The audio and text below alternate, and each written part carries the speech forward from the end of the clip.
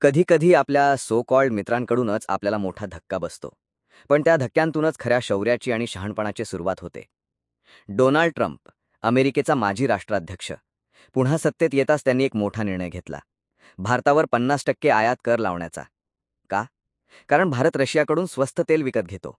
आणि हे ट्रम्प यांना पटत नाही. आता भारत निर्यात करणाऱ्या कंपन्यांना मोठा फटका बसेल. कारण अमेरिकेत पाठवणाऱ्या वस्तू महाग होतील.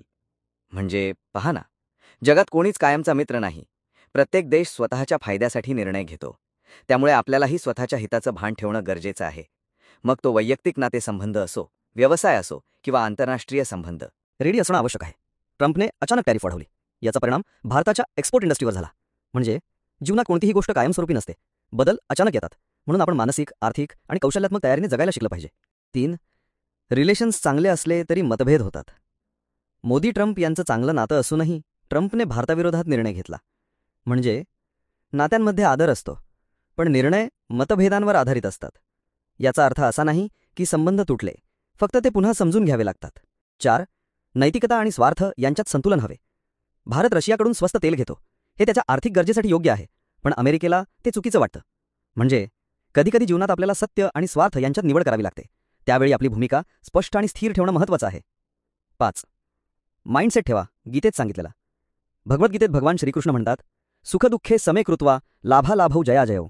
म्हणजे या निर्णयामुळे भारताला नुकसान होत असलं तरी आपण भावनांवर नियंत्रण ठेवून शांत आणि व्यावसायिक दृष्टिकोनातून उत्तर द्यावं. हेच गीतेचं तत्त्वज्ञान. ट्रम्पच्या निर्णयावरून आपण शिकलं पाहिजे की जग स्वार्थी असतं, आपण भक्कम राहायला हवं. तयारी, समजूतदारपणा आणि शांत संयम हाच यशाचा मार्ग आहे. आपली भूमिका स्पष्ट पण चिडचिड न करता मांडली पाहिजे. आणि प्रत्येक संकट एक संधीच असतो. आपली भूमिका ठाम ठेवा. भारत म्हणतो, रशियन तेल हे आमच्या ऊर्जा सुरक्षेसाठी आवश्यक आहे. हे सांगताना भारत डगमगला नाही. तुमच्याही आयुष्यात लोक प्रश्न विचारतील, टीका करतील. पण जर तुमचा निर्णय स्पष्ट आणि योग्य असेल तर घाबरू नका, ठाम रहा. संकटात संयम ठेवा. आपण घाईने प्रतिक्रिया दिली असती तर नातं अधिक बिघडलं असतं. भारताने संयमाने उत्तर दिलं, हेच शहाणपण. गीतेचा मसाज आठवा. सुखदुःखे समे कृत्वा लाभालाभौ जयाजयो. जय असो वा पराजय, स्थिरबुद्धी ठेवा.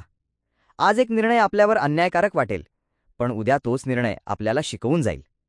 शेवटी एवढंच, ट्रम्पने काय केलं हे महत्त्वाचं नाही, आपण त्या निर्णयावर कसं प्रतिक्रिया देतो हाच खरा परीक्षेचा क्षण आहे. Be calm, be wise, be like Arjuna with Krishna's guidance. जय हिंद.